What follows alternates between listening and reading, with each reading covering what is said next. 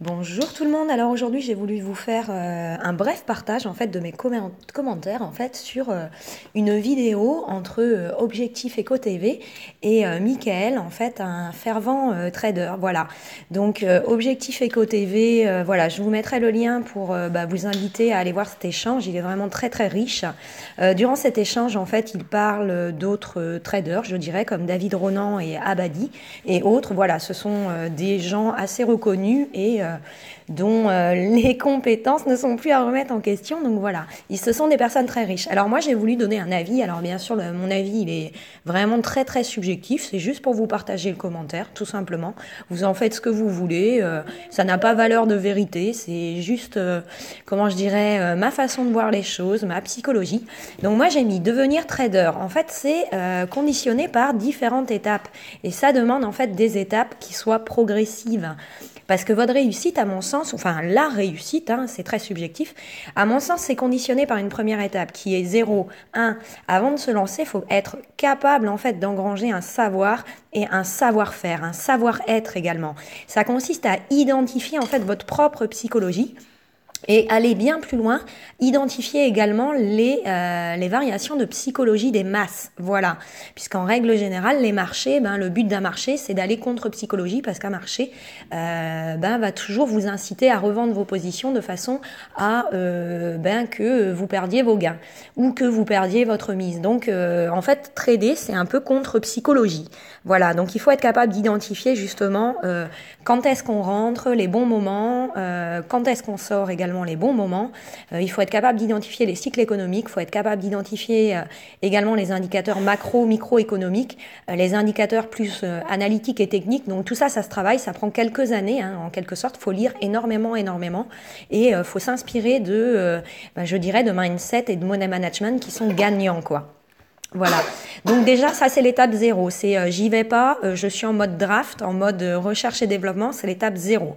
Une fois que j'identifie qu'effectivement j'arrive à être en amélioration continue sur mes connaissances, que j'arrive à m'améliorer, que effectivement potentiellement je suis capable d'avoir une opportunité de gain, de dividende, effectivement en parallèle je me pose la question de savoir, il y a un facteur qui est externe mais qui va moduler de loin également votre pérennité, je dirais, voire même la faisabilité de devenir dans vos rêves peut-être trader et d'atteindre l'indépendance et la liberté financière, c'est celle au préalable, la partie à mon sens la plus difficile qui est constituer un capital.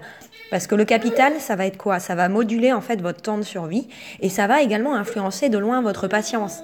Parce que si vous y mettez tous vos deniers, forcément que vous allez être très influencé par les volatilités de marché. Par exemple, vous n'allez pas dormir la nuit, etc., etc. Donc ça, c'est déjà pas bon signe. Pour devenir trader, il faut être capable de dormir la nuit et il ne faut pas dormir avec une quinzaine ou une centaine d'alarmes. Voilà. Par exemple, vous pouvez dans l'étape 0 identifier vos propres capacités. Vous pouvez essayer fictivement différents plans et gestion de trades. C'est-à-dire des trades où vous seriez très court terme, moyen terme, long terme. Voilà, vous pouvez piloter vos nuits avec des indicateurs. Comme moi, par exemple, moi j'ai passé des années à me lever la nuit, à interrompre mes apéros sans rien dire à personne parce que je leur disais, voilà, j'ai du boulot. Et donc voilà, je me suis auto-évaluée comme ça et progressivement, en fait, j'ai appris en mode brouillon, en mode draft, je dirais, ou en y investissant vraiment le très très peu, j'ai appris à m'auto-évaluer et à m'améliorer. Donc une fois que, pendant ce temps-là, vous constituez votre capital, donc comme je vous ai dit, c'est votre temps de survie, ça va moduler votre patience, parce que le but c'est d'aller contre la psychologie du marché. Dans tous les cas, le marché visera à vous faire stresser, à vous faire sortir, et donc à perdre vos gains. Pour moi, allez, c'est plus de 60 à 80% du marché. Si vous suivez la tendance et la psycho, normalement, il y a plus de probabilité de perdre que de gagner. Donc, comment on inverse les tendances et on transforme le risque en opportunité? Je dirais que peut-être que ça s'apprend en fait. Et personne ne peut prétendre maîtriser ce point. C'est, à mon sens, le plus difficile. Constituer votre capital, ça offre autre avantage. Je vous ai dit le temps de survie. Ça vous donne un avantage également de pouvoir en fait moduler votre patience, mieux absorber les volatilités de marché. Ça vous permet également autre chose, la constitution du capital, c'est de réfléchir à comment vous allez diversifier vos investissements et sur quel support, marché. Là, hop, on revient à l'étape 0. Il faut connaître les supports, il faut connaître les marchés. Et indirectement, en diversifiant votre plan d'action, ça va conditionner les objectifs et les plans d'action des gains que vous souhaitez atteindre. Là aussi, c'est votre mindset, votre money management, votre appétence pour le risque. Est-ce que vous êtes quelqu'un de goulu, de pas goulu?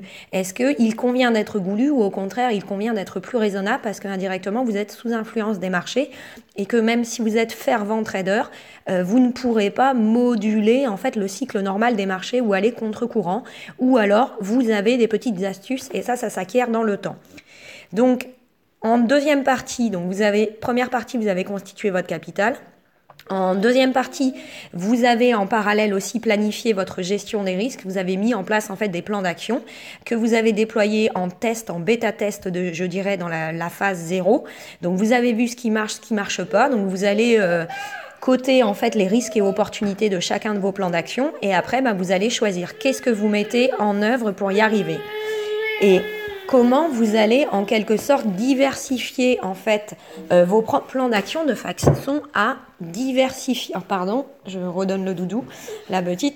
Comment vous allez mettre en place et déployer vos plans d'action en fait de façon à absorber la volatilité des cycles. Voilà. Et ça, je dirais que c'est l'art du trader. Et la volatilité des cycles, en fait, elle est, comme je vous ai dit, cyclique.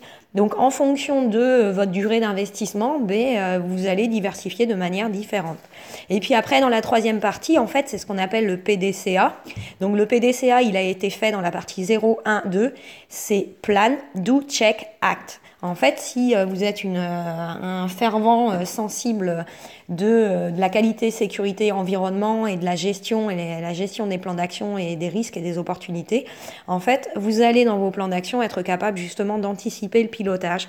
Voilà, et vous allez rendre votre plan d'action plus ou moins dynamique parce que comme un créateur d'entreprise, vous avez un business model de départ, un plan d'action de départ, un business plan de départ et en définitive, bien souvent, ce qui est prévu n'arrive pas. Donc, il faut avoir la capacité et le dynamisme d'adapter son business model, non pas en étant complètement frustré, mais en prenant justement l'opportunité de surfer sur la vague. Donc, il faut s'adapter. Voilà, comment? Ça peut être différentes choses. C'est la psychologie des marchés, c'est les indicateurs macro-microéconomiques qui vont influencer tout ça. C'est les non-sens également, parce que parfois rien n'est prévisible et vous allez voir que pour moi, 80% du marché n'est absolument pas prévisible, mais vous avez quand même des facteurs qui vont vous permettre d'anticiper. Donc ça, c'est le choix des indicateurs, la stratégie de choix des indicateurs. En fonction des marchés et des supports, vous n'aurez pas les mêmes choix des indicateurs, vous n'allez pas regarder les mêmes patterns de temps, vous n'allez pas regarder, vous n'allez pas regarder les mêmes choses. Donc ça, c'est l'étape 0. Il faut identifier également qu'est-ce qui va influer les supports, les marchés sur lesquels vous allez aller. Et qu'est-ce que vous allez regarder et comment vous changez en fait ces facteurs d'influence externes ou internes. Ça peut être propre à votre vie aussi. Il peut y avoir des émotivités dans votre vie qui, attention, pourraient perturber également votre mindset et votre mode winner pour devenir plutôt mode loser. Donc attention à vous-même, c'est important de bien se connaître également. Puis après, en quatrième partie, moi je dirais que la quatrième, c'est également implicitement dans la partie 0, c'est que vous allez travailler pendant pas mal de temps aussi à anticiper la gestion de vos gains. Ça présuppose une réflexion fiscale. Parce que fiscalement, en France, il y a un gros souci, c'est que la fiscalité est tellement forte et lourde que ça peut absorber une grosse partie de vos gains à court, moyen et long terme. Donc ça, il faut bien l'anticiper. Est-ce qu'il faut partir à l'étranger? Donc là, il faut vraiment étudier quels sont les pays potentiellement d'accueil. Faut également regarder, moi je dirais que la fiscalité c'est bien, mais il faut aller beaucoup plus loin. Faut regarder également indirectement les lois des pays, la corruption, est-ce que quand vous allez ouvrir un compte bancaire, vous allez pouvoir sortir votre argent facilement, est-ce que il y aura une communication avec votre première nationalité française, parce que le problème c'est que quand on est français, on reste français, et il y a presque des fois où moi j'aimerais ne plus peut-être être français, j'y songe aussi à perdre mon passeport français, parce que la fiscalité française vous colle aux fesses, et le problème c'est qu'être trader en France est très difficile, donc ça demande une anticipation l'anticipation du plan d'action qui est encore plus forte. Il faut être presque excellent pour pouvoir prétendre rester en France. Donc voilà, anticiper la gestion de ses gains, c'est aussi avoir une bonne réflexion fiscale parce que c'est un levier majeur, à mon sens, de réussite et de faisabilité et de pérennité, surtout de la pérennité. Parce qu'aujourd'hui, les charges, les impôts augmentent, ils continueront d'augmenter et il faut l'anticiper sur le long terme, tout ça. Donc bref. 5, je dirais également, c'est que votre pilotage, votre plan d'action, il va être dynamique. C'est qu'une fois que vous êtes dans la performance, il va falloir réinvestir. Et ça, c'est l'efficience. Combien je réinvestis? Dans quoi je réinvestis? Les choses qui ont marché ne marcheront pas dans l'avenir. Donc comment est-ce que j'anticipe ce qui marchera dans l'avenir? C'est très difficile. Personne n'a de boule de cristal. Donc c'est ce qu'on appelle en fait la perception, les émotions et une sensibilité qui fait que une fois que vous faites quelque chose, il faut rester convaincu de ce que vous avez fait. Vous ne pouvez plus changer d'avis. Ou vous pouvez changer d'avis, mais à vos risques et périls. Enfin, chacun voit comment il pilote. Mais en tout cas, si vous êtes une femme, il faut vous... et que vous voulez être trader, il faut vous faire greffer une paire de coucougnettes, à mon avis. Voilà. Donc, et puis après, dans le 6, moi j'ai mis... il faut viser l'amélioration continue. C'est-à-dire, comme dans la partie 0, j'ai mis rester humble, surtout rester humble. Et en fait, l'amélioration continue, c'est quoi? C'est pour moi suivre le modèle de Deming. Deming, avec son PDCA, son Plan Do Check Act, il dit que vous avez une boule, que cette boule est sur une pente et que vous devez mettre une cale pour que cette boule, en fait, progresse vers le haut et ne descende jamais. Et en fait, en fonction de votre évolution de trader ou alors votre appétence pour le risque, vous allez avoir un plan d'inclinaison en fait de ce support sur lequel évolue la roue, plus ou moins inclinée. Donc, si vous êtes à la Warren Buffett, vous allez commencer avec un plan d'inclinaison qui est maximum. Donc là, attention, voilà, là, il faut avoir une grosse paire de coucougnettes. Et sinon, après, vous pouvez diminuer le plan d'inclinaison. Donc, ça dépend vraiment de votre psychologie. Et c'est pour ça qu'en fait, il y a potentiellement, on est X milliards sur la planète, il pourrait y avoir X milliards de plans d'action de trading, ou etc., de modèles d'investissement, de diversification d'investissement. Donc voilà, modèle d'amélioration continue selon la roue de Deming. Et puis dans leur cast aussi, ils parlent des femmes aussi, ils ont fait un petit clin d'œil aux femmes. Donc j'ai voulu leur répondre et j'ai voulu dire que j'ajouterais que, attention les garçons, toutes les femmes ne fonctionnent pas de la même manière. En fait, les femmes fonctionnent comme les marchés et les différents supports que vous allez utiliser. Chacun a sa psychologie, chacun a ses particularités, chacun de ces marchés a ses patterns. En fait, et les femmes c'est pareil, il n'y a aucune femme qui va fonctionner sur le même modèle. Et si on a 60 à 70% des femmes qui fonctionnent sur le même modèle, vous avez peut-être 30% d'autres femmes qui se distinguent. Et je dirais que aux hommes, que si vous sentez que vous n'êtes pas en phase ou en accord avec les valeurs d'une femme, n'y allez pas tout simplement. Donc pour ça, qu'est-ce qu'il faut faire? Il faut peut-être un peu l'écouter, comme la femme doit écouter l'homme. Il faut être capable d'identifier ses canaux de communication, parce qu'au fond, c'est identifier ses failles et ses forces, comme une femme pourrait faire avec un homme. Avant de se mettre avec quelqu'un, pour éviter de perdre du temps et de l'énergie, il faut écouter, il faut vivre des instants avec lui dans le quotidien ou autre, et puis être capable d'identifier si oui ou non on y va pas. Moi, je fonctionne à l'économie d'énergie, donc souvent j'y vais pas en fait. Mais ça dépend des gens. On est tous différents. Donc voilà les gars, ça, bien identifier le partenaire et la femme avec qui vous allez aller, ça va vous éviter des déceptions et ce genre de petites remarques. Voilà. Allez, je reviens. Également sur ce qu'il disait. Donc il y a un truc qui était assez intéressant en fait, on voit bien que sur YouTube, sur internet ou autre, les gens en fait pour déployer des plans d'action en fait se nourrissent en fait de formations qui sont dispensées par d'autres personnes.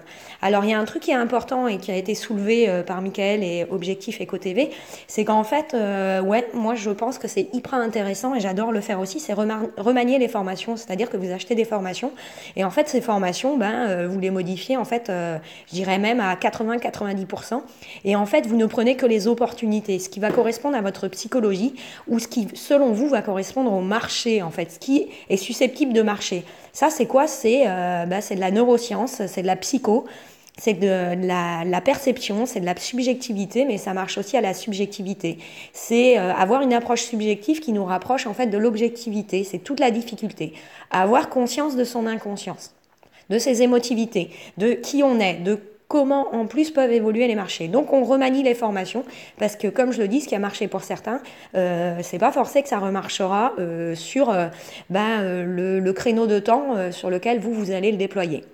Donc il faut se les approprier et ça peut-être potentiellement ça peut optimiser ses probabilités de gain en identifiant en fait ses propres qualités, ses limites psychologiques, techniques, analytiques, identifier son propre mindset, ses capacités à piloter son money management en fonction des phases et des cycles économiques parce que ça aussi même si on est bon trader, il y a des facteurs externes qu'on ne peut pas maîtriser.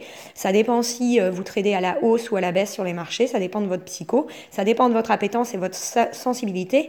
Il faut être capable d'identifier la limite de ses savoirs aussi sur les différents marchés, support, aptitude au pilotage et la flexibilité de son money management. En plus de ça, vous, être humain, si vous fonctionnez en amélioration continue, vous allez fonctionner par palier, en fait, par phase. Et donc, à certains niveaux et de phases, on va peut-être utiliser des supports sur certains marchés. Et quand on se sent beaucoup plus mature ou beaucoup plus formé ou alors en confiance, paf, on peut basculer sur d'autres marchés. Donc ça, c'est de la psycho aussi. Et c'est être capable, en fait, d'identifier ses limites et ses forces, faiblesses, menaces et opportunités. Le SWOT, le MOF en français. Alors, il faut être capable de gérer, d'anticiper ces risques et opportunités. Le succès, à mon sens, consistera à travailler sa capacité à rupter ces risques en opportunités, c'est-à-dire les transformer. Et ça, c'est le level supérieur, à mon avis. Et quand vous êtes capable de rupter vos risques en opportunités, à mon sens, vous êtes capable d'aller contre la tendance des cycles. Et là, par contre, vous devenez, à mon sens, efficient et performant. Voilà, et à côté de ça, il faut une sacrée pointe de ténacité et de persévérance, une vision soit très court terme, moyen terme ou long terme, ça dépend de comment vous fonctionnez, voilà. Et puis il y a autre chose qui va influer dans votre plan d'action, c'est est-ce que vous êtes quelqu'un de vraiment proactif, de très dynamique, ou alors plutôt quelqu'un qui a une appétence moindre pour le risque et vous préférez linéariser votre risque en investissant sur moyen terme et long terme. Après ça, vous pouvez l'adapter en fonction de votre plan d'action et de quand vous investissez, à quel moment et de combien vous allez réinvestir, etc., etc. Donc je dirais à chacun sa méthodologie, quantitative, qualitative, dit plus ou moins dynamique, plus ou moins de marché, plus ou moins de support, etc., etc. Donc il y a plein de choses qui vont influencer tout ça et comme je vous l'ai dit, notamment votre localisation fiscale qui est très importante. Mais attention, même si énormément de pays en fait vous appellent à l'évasion fiscale, il faut faire attention aussi aux droits et aux libertés dans ces pays-là et il faut vraiment regarder beaucoup les indicateurs de corruption et autres et est-ce que là-bas vraiment la liberté elle est évidente, est-ce qu'elle est sous-entendue ou est-ce que au contraire votre liberté vous en serez privé. Donc c'est vraiment une grosse étude et chaque projet est personnel. Allez, je vous dis à bientôt et j'espère que ma petite présentation elle vous aura plu. Comme je vous ai dit, c'est ultra subjectif, X milliards d'individus, X milliards de façons de penser. Je vous embrasse et je vous dis à bientôt. Yépa. Yépa.